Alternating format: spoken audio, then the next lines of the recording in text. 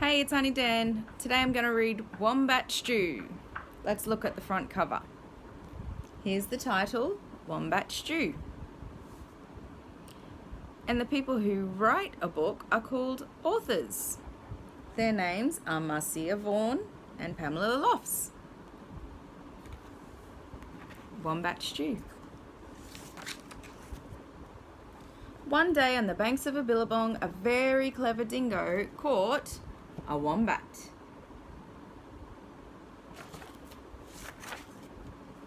And decided to make wombat stew, gooey, brewy, yummy, chewy wombat stew.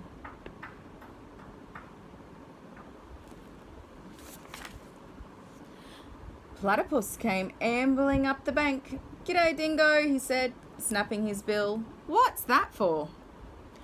"I'm brewing up a gooey, chewy stew with that fat wombat," replied Dingo with a toothy grin.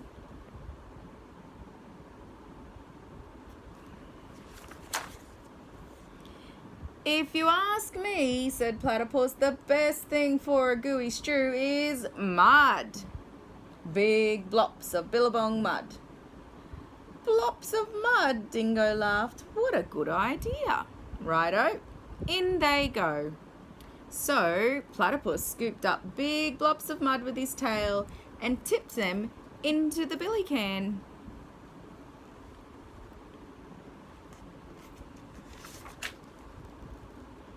Around the bubbling billy, Dingo danced and sang, "Wombat stew, gooey, brewy, yummy, chewy wombat stew." Does it look yummy? Waltzing out from the shade of the ironbarks came Emu. She arched her graceful neck over the brew. "Oh no, Dingo," she fluttered. "What have we here?" "Gooey, chewy wombat stew," boasted Dingo. "If only it were a bit more chewy," she sighed. "But don't worry, a few feathers will set it right." "Feathers?" Dingo smiled. "That would be chewy." "Righto, in they go." So into the gooey brew, Emu dropped her finest feathers.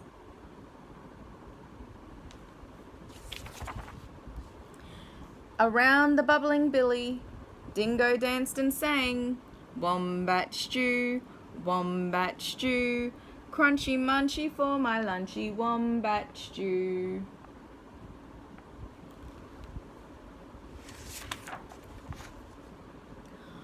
Old blue-tongued lizard came sliding off his sun-soaked stone. "Silly Dingo," he hissed. "There are no flies in the stew. Can't be wombat stew without crunchy flies in it." And he stuck his tongue out, his bright blue tongue. "There's a lot to be said for flies," agreed Dingo, rubbing his paws together. "Righto, in they go." So Lizard snapped 100 flies from the air with his long tongue and flipped them into the gooey stew. Can you see all the flies getting stuck to his long blue tongue?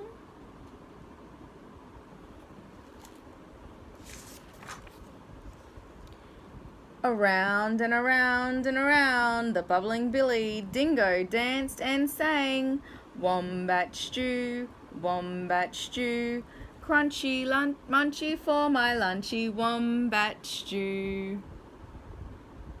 There's all the other animals watching him.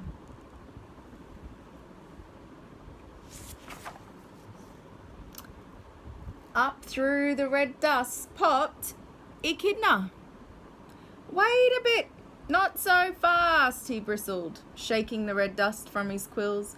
"Now I've been listening to all this advice, and take it from me, for a munchy stew you need slugs and bugs and creepy crawlies."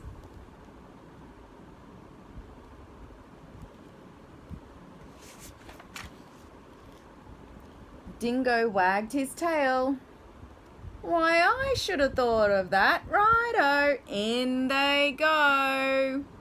So Echidna dug up all sorts of creepy crawlies and dropped them into the gooey, chewy, crunchy stew. Oh, look at all the slugs and bugs. Yucky.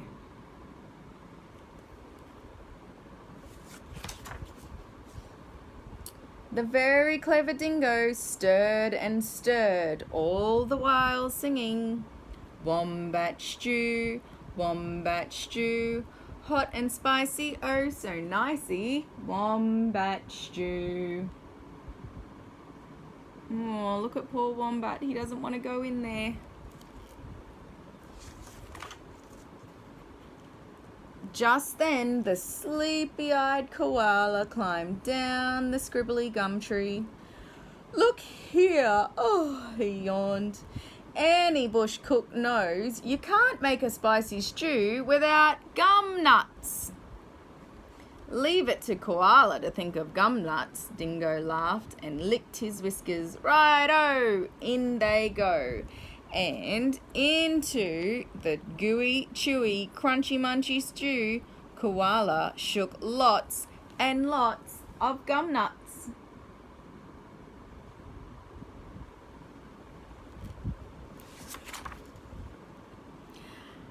Aha, cried Dingo. Now my stew is missing only one thing.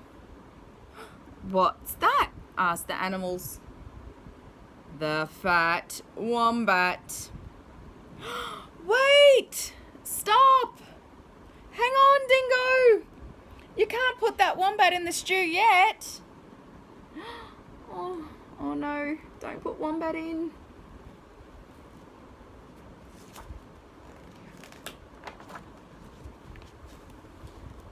Why not? Said Dingo.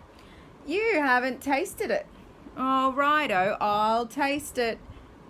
And that very clever Dingo bent over the billy and took a great big slurp of stew.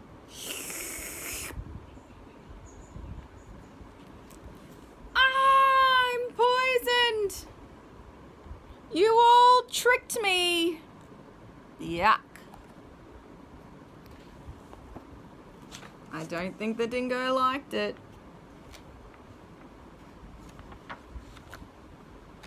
And he dashed away deep into the bush, never again to sing, Wombat stew, wombat stew, gooey, brewy, yummy, chewy, wombat stew. Look at the happy wombat. He's safe. Lucky all of his Australian animal friends tricked the dingo so the dingo couldn't cook him and eat him up.